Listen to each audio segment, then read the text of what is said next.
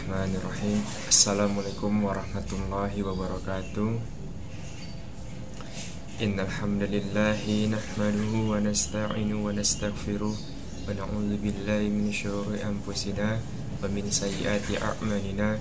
Man yahdihillahu fala mudhillalah wa man yudhlilhu fala hadiyalah. Asyhadu an la ilaha illallah wa asyhadu anna Muhammadan abduhu wa rasuluhu alladzi la nabiyya ba'dahu. Qala Allah Ta'ala fi Qur'anil Karim, a'udzu billahi minasyaitonir rajim. Bismillahirrahmanirrahim. Ya ayyuhalladzina amanu kutiba 'alaikumus syiyamu kama kutiba 'alal ladzina min qablikum la'allakum tattaqun. Alhamdulillahirabbil alamin. Ahwafillah yang dirahmati Allah Subhanahu wa ta'ala, kita telah memasuki bulan Ramadan, memasuki bulan saum, bulan penuh ampunan dari Allah Subhanahu wa ta'ala. Senantiasa kita sebagai seorang muslim dianjurkan agar bergembira dan bersungguh-sungguh dalam menjalankan ibadah di bulan suci Ramadan ini.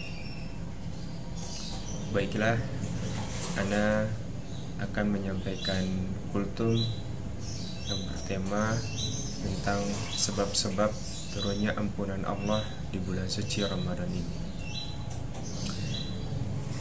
Dalam bulan Ramadan banyak sekali sebab-sebab turunnya ampunan.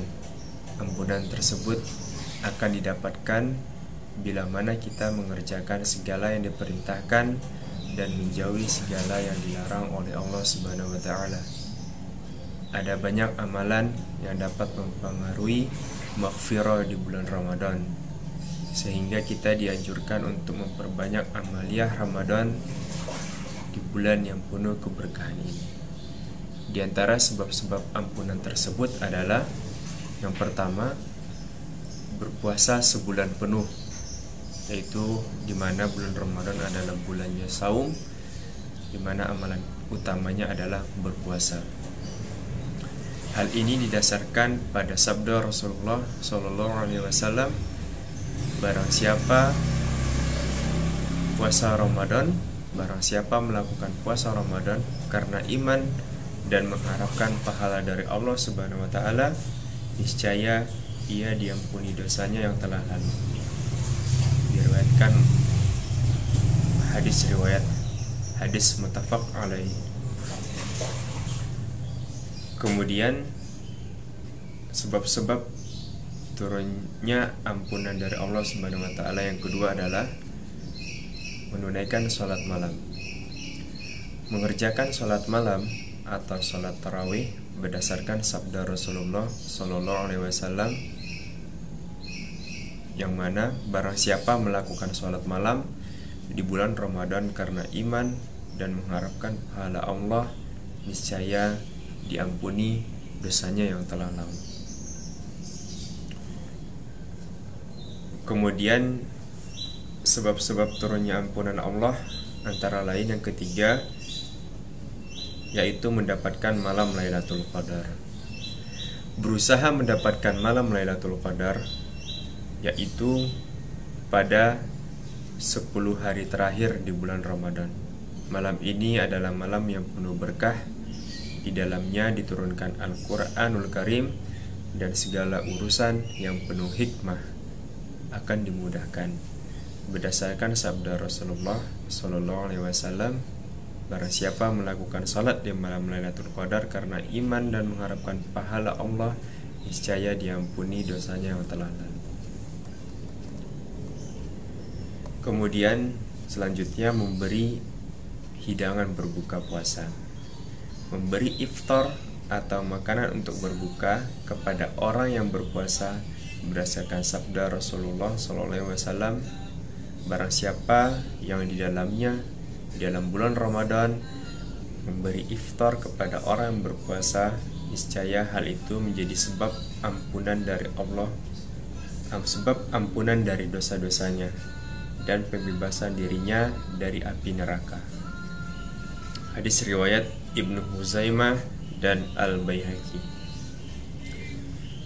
Yang kelima, kemudian memperbanyak zikir, doa dan istighfar.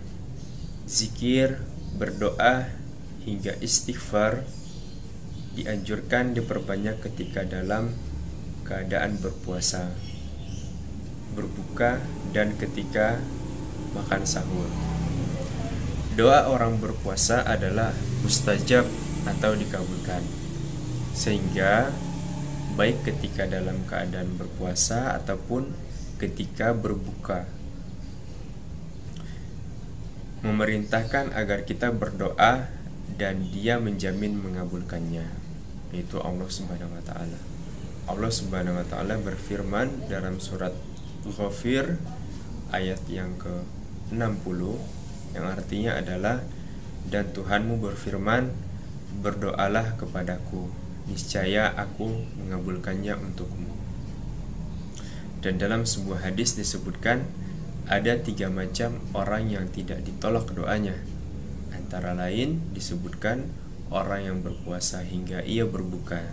Hadis riwayat Ahmad, At-Tirmizi, An-Nasa'i, Ibnu Majah, Ibnu Khuzaimah, dan Ibnu Hibban. Karena itu, hendaknya setiap muslim memperbanyak zikir, doa, dan istighfar di setiap waktu, terutama pada bulan Ramadan, ketika sedang berpuasa, berbuka, dan ketika sahur. Di saat turunnya Tuhan, di saat turunnya Allah di akhir malam, di sepertiga malam terakhir. Nabi SAW bersabda, Tuhan kami yang maha suci dan maha tinggi turun pada setiap malam ke langit dunia, yaitu ketika berlangsung sepertiga malam yang akhir, seraya berfirman, barang siapa berdoa kepadaku, niscaya aku kabulkan untuknya. Barang siapa memohon kepadaku, niscaya aku memberinya, dan barang siapa memohon ampunan kepadaku, niscaya aku mengampuninya. Hadis riwayat Muslim. Di antara sebab-sebab ampunan yaitu istighfar, permohonan ampun para malaikat untuk orang-orang berpuasa sampai mereka berbuka, demikian seperti disebutkan dalam hadis Abu Hurairah yang tadi yang diriwayatkan oleh Imam Ahmad.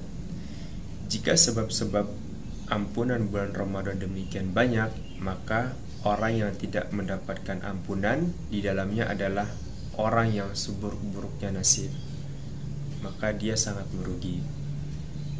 Kapan lagi ada mendapatkan ampunan jika bukan di bulan Ramadan ini? Ini adalah kesempatan emas bagi kita untuk meraih ampunan dari Allah.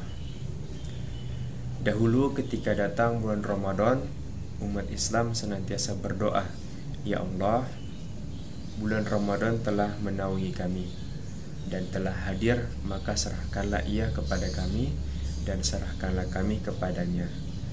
Karuniailah kami kemampuan untuk berpuasa dan sholat malam di dalamnya.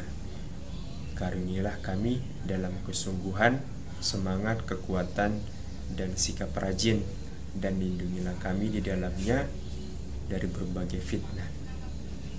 Mereka berdoa kepada Allah Subhanahu wa taala selama 6 bulan agar bisa mendapatkan Ramadan, dan selama 6 bulan berikutnya mereka berdoa agar puasanya diterima. Di antara doa mereka itu adalah, ya Allah, serahkanlah aku kepada Ramadan dan serahkanlah Ramadan kepadaku, dan engkau menerimanya daripadaku dengan rela. Kemudian ada tips tambahan untuk meraih ampunan di bulan Ramadan ini. Yang pertama adalah menundukkan pandangan serta menahannya dari pandangan-pandangan liar yang tercela dan dibenci. Kemudian yang kedua, menjaga lisan dari berbicara tak karuan, menggunjing, mengadu domba, dan dusta. Selanjutnya, menjaga pendengaran dari mendengarkan setiap yang haram atau yang tercela. Yang keempat, menjaga anggota tubuh lainnya dari perbuatan dosa. Dan yang terakhir, memperbanyak amalan-amalan sunnah seperti membaca Al-Quran, sedekah, dan menghadiri majelis-majelis ilmu. Baik, alhamdulillah, berikut kultum yang bisa Anda sampaikan sebagai pengingat kita sebelum